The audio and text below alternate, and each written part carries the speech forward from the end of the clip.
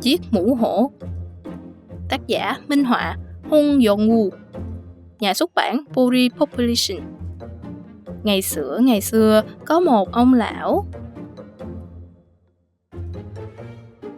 Ông có nhiều tổ tiên nên lúc nào cũng cúng giỗ. Dọn mâm cỗ rất là chu đáo. Thế rồi một ngày, chuyện lạ bắt đầu xảy ra mỗi lần ông cúng. Đồ ăn cứ biến mất dần, đến cuối chẳng còn gì. Ban đầu, ông tưởng tổ tiên thật sự đã dùng bữa, nên lần sau bày cỗ nhiều hơn. Nhưng càng bày nhiều, đồ ăn càng bốc hơi sạch. Ông nào ngờ đó là trò nghịch ngợm của lũ Tokepi. Lũ Tokepi biết nhà này lúc nào cũng có cỗ, nên cứ đến ngày cúng là chúng ùa vào, ăn cho đã bụng rồi biến mất. Ông lão không thấy chúng vì chúng đội mũ hổ. Chiếc mũ ma thuật này dệt từ lông mày và râu hổ, giúp người đội trở nên vô hình. Ông lão không hề biết, chỉ thấy chuyện càng lúc càng kỳ lạ.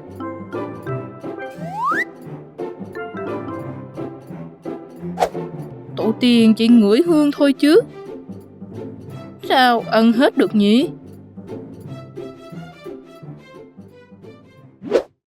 Chắc hẳn là ma quỷ gì rồi. Thế là đến lần cúng sao, ông bài cổ xong liền trốn sau bức bình phong. Đêm khuya, quả nhiên đồ ăn lại biến mất.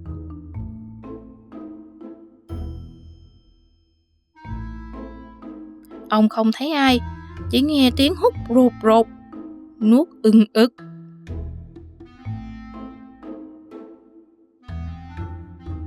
Này, lũ quỷ quái! Ông bật dậy, dùng gậy loạn xạ. Lũ Tokepi hoảng hốt bỏ chạy. Một con bị trúng gậy, chiếc mũ bay ra. Không còn mũ, cả thân hình nó hiện rõ. Ra là lũ ngươi! Con Tokepi sợ hãi bỏ chạy, để lại luôn chiếc mũ. Ông lão đội thử chiếc mũ hổ trước mặt vợ. Bà vợ thốt lên. Trời ơi, chồng tôi đâu rồi?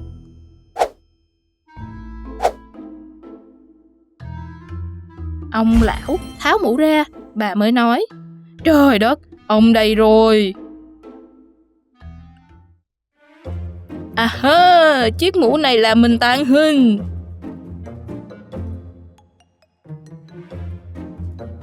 Ông mừng rỡ với món bảo bối. Đội mũ, ông ra chợ. Trước quầy kẹo, ông lén bỏ miếng kẹo bí đỏ vào miệng.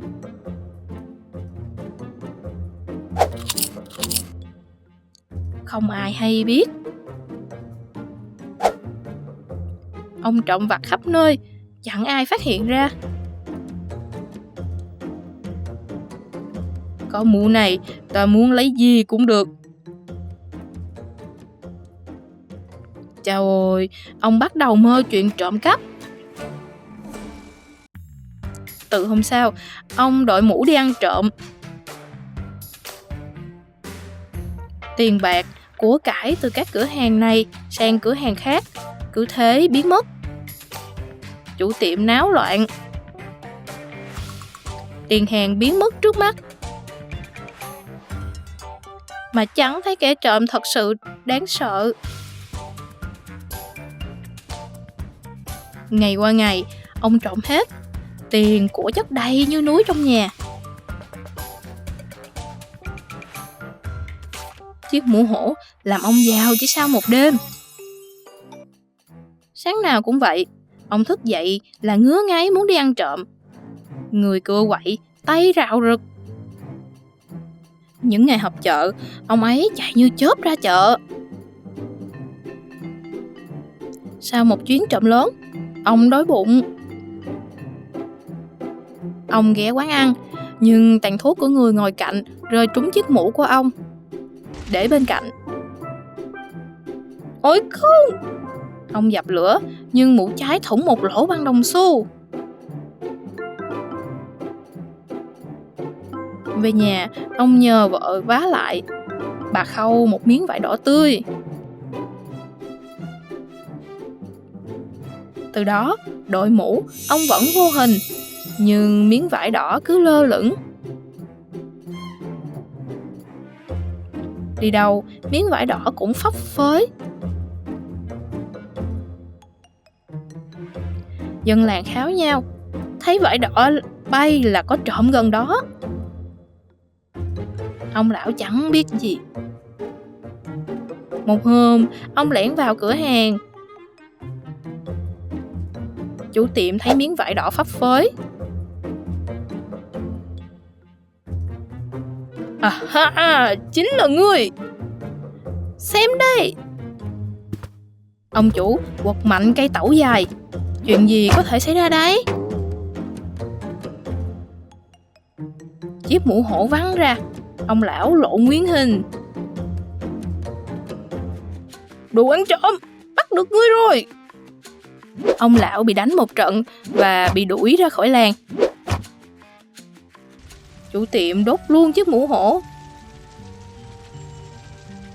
Sao lại đốt của quý thế kia? Có người tiếc nói. Vì suy cho cùng, đó đâu phải mũ hổ mà là chiếc mũ tham lam.